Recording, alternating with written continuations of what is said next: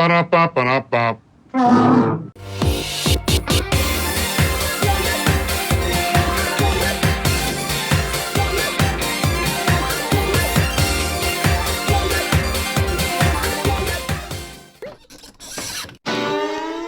May I help you? Yeah, I'm looking for a guitar. What kind?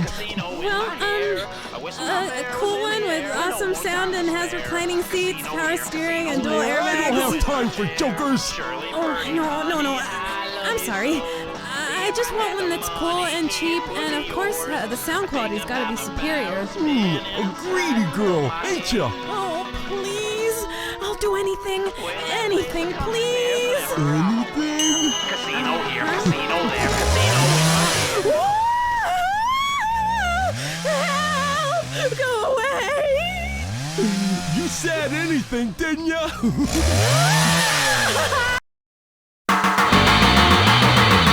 Rockin' to the rhythm, rollin' with the beat. Here we go, hold on to your seat. Cheerful and pleasing, cute and appealing. Give it up, take it to the heat.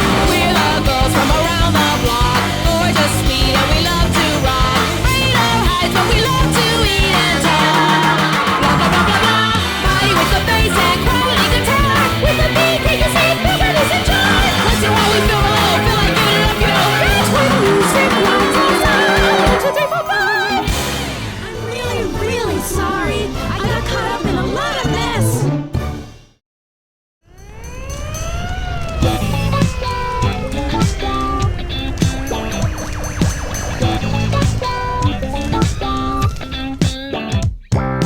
Let's get on. What are some of the greatest guitarists known to man? Slash, Hendrix, Haley, Zappa, Beck? Not two turntables and a microphone Beck, but Jeff Beck, R.I.P. While I'm here to tell you that your favorite guitar waifu, they're garbage. Well, at least compared to my guitar waifu, Lammy Lamb. Who's Lammy Lamb? The lead guitarist of the band Milk Can, of course. What's Milk Can? Only the best virtual band since Alvin and the Chipmunks, Josie and the Pussycats, and the Gorillas. Demon Days my ass. This is Unjammin' Lammy for the original PlayStation. It's a bit of a rush and a bit of a dash.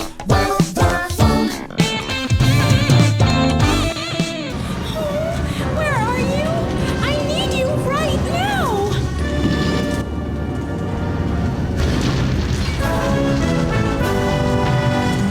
Jet baby! Jammin' Lammy is the 1999 spin-off follow-up to Parappa the Rapper made by Onana Shah, a primarily rhythm-based developer. Lammy carries over Parappa's call and response gameplay, which just boils down to an instructor calling the line of lyric and a player having to match what they said, or in this case, stay on rhythm. Because unlike the first game, Lammy isn't a rapper. She's the best girl, who also happens to be a guitarist. It might not seem like it at first, but having a guitar is one of the most important changes to the formula here. The feedback on whether you're doing well or not just feels different, at least to me. With Parappa, it's much easier since he's repeating the lines, so getting it wrong makes sense because you hear him say, uh-oh. But with Lammy, the guitar isn't capable of sounding like he took a couple of blows to the head like Parappa does. So you have to be a bit more careful and mindful of the placement of notes and making sure the pace is still smooth if you want to see those tasty points rise up. If this game was somehow skipped and your only knowledge of the Parappa series is the first and the last game of the series, then this will be your biggest hurdle to jump. How you adapt to this change will decide your early enjoyment of Unjammin' Lammy.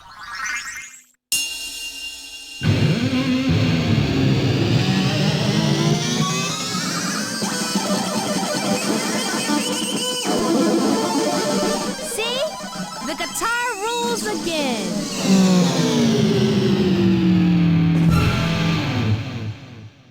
While you're providing some sick licks for your teacher's lyrics, you will be graded on the system that starts at good and will drop to bad to awful if your picking isn't good enough.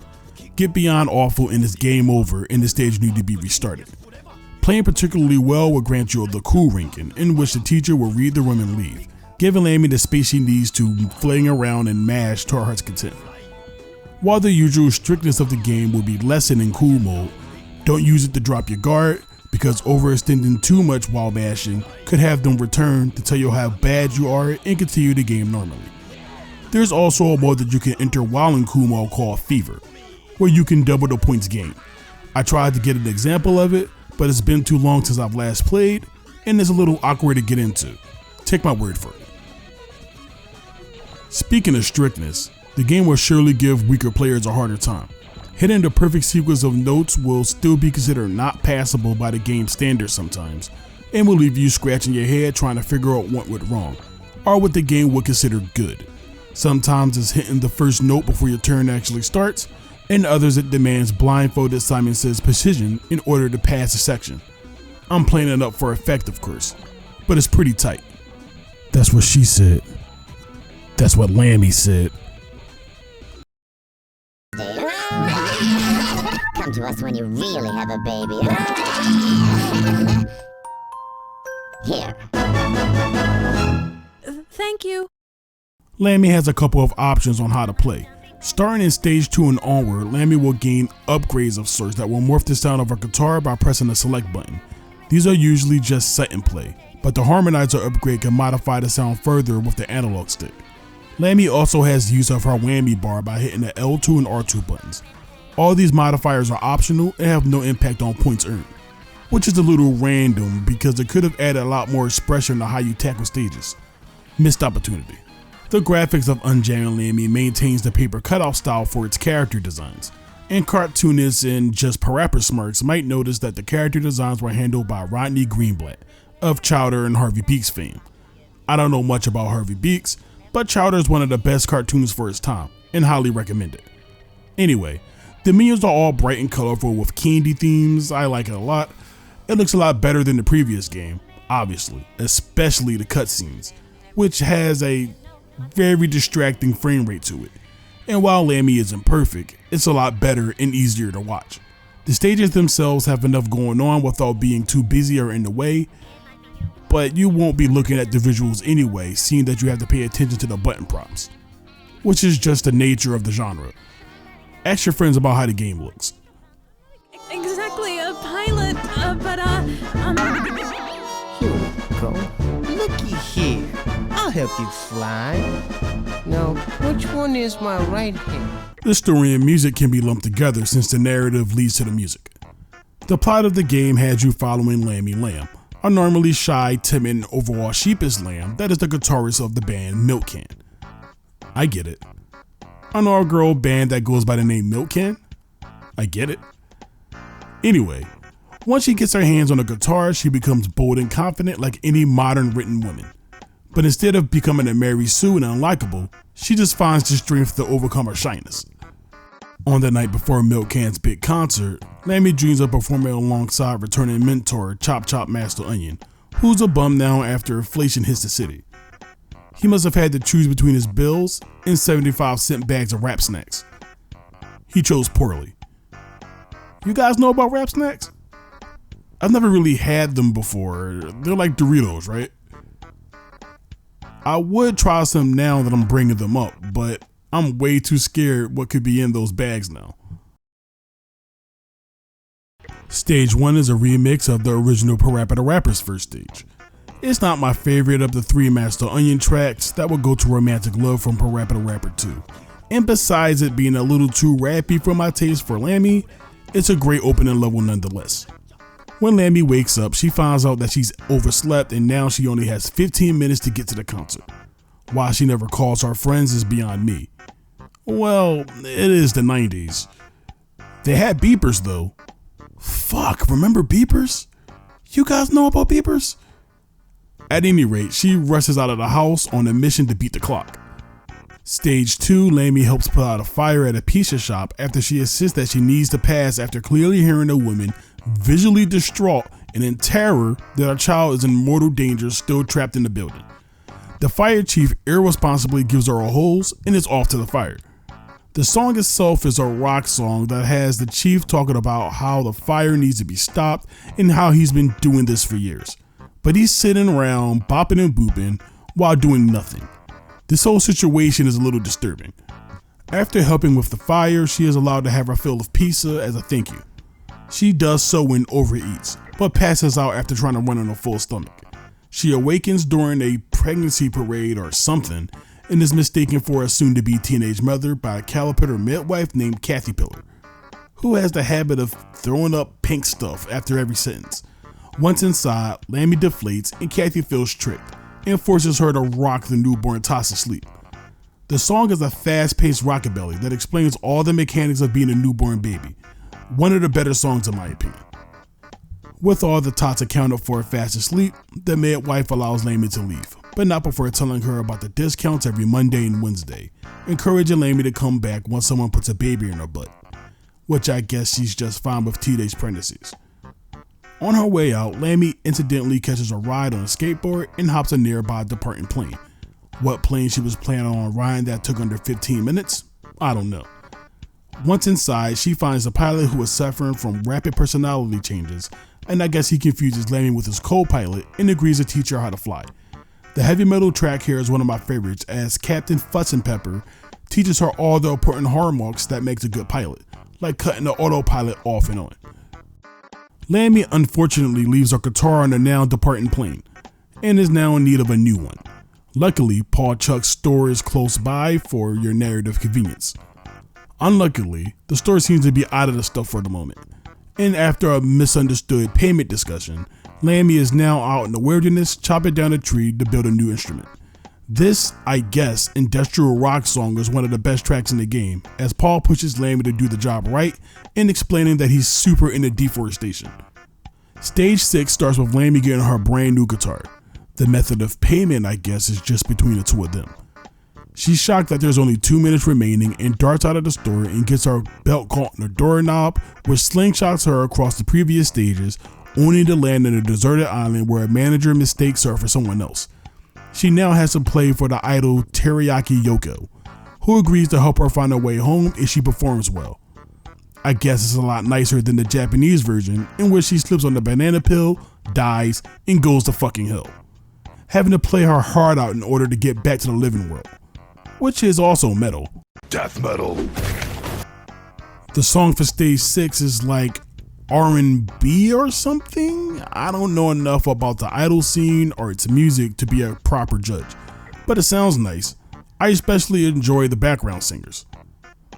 The final stage of Lammy has her return to Earth, but not before being assaulted by Lammy, Lammy's seemingly more competitive evil devil. This makes sense in the Japanese version due to the supernatural elements introduced and all, but Lammy's existence isn't explained in the US edition. Anyway, after a quick flashback, the 3 core members of Milk Can all meet up at the same time, implying that all the members have been through some similar nonsense to get to where they're at. The final song for Unjamming Lammy is Got to Move, or Millennium Girl. She's on the border. No shedding tears. Love's real near. Trying to shift into gear. That's when I see you coming. Prevent me from running. Get up, trying to sack myself. This is my favorite song in the Parappa series. It's super upbeat, it's catchy, and it's a vibe. The voice actress of Caddy, Michelle Burks, fucking smashes this performance.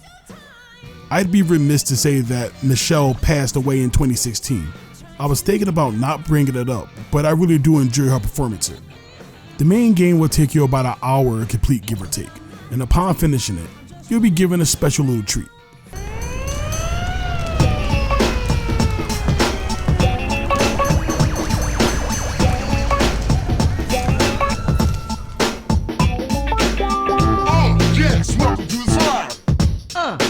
Welcome to the fire.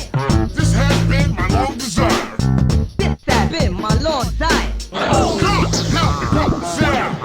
Come, help me put this out. I'm Owen Wilson, and look everybody, Parappa's back. And this time he's over the phone. But only sometimes. Parappa's solo run turns all the stages into hip hop, with the exception of the first stage. Even though it fits Parappa just fine, but it was a cut. It had to be some memory thing or whatever. Parappa's story has him and his best friend PJ and Sunny Funny agree to help him with the upcoming Milk Can Live concert. But Parappa and PJ get cold feet after Caddy's explanation of her bandmates are taken a little too literally. They then decide to start their own band, but it falls short. Jam and Lammy has a good amount of replay value, with the battle and co-op modes being available after stage 1 for both 2-player or additional single-player content. Finishing Parappa's segment will have him available as well. Here the instructor will switch the musical styles depending on whose turn it is. Push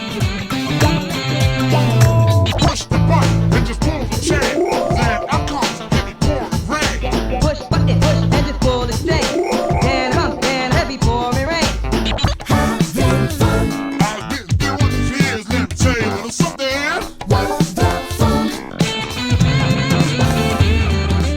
Jam and Lammy is a fantastic follow-up to Parappa the Rapper. How you feel about the small but important gameplay changes is going to be by case-by-case scenario, but the game is simple enough with enough depth in gameplay modes to keep anyone invested. I wish this game got a follow-up like Parappa did, but maybe that's for the best. All the greats finish their careers young, right? See you next time on Nostalgia Turds.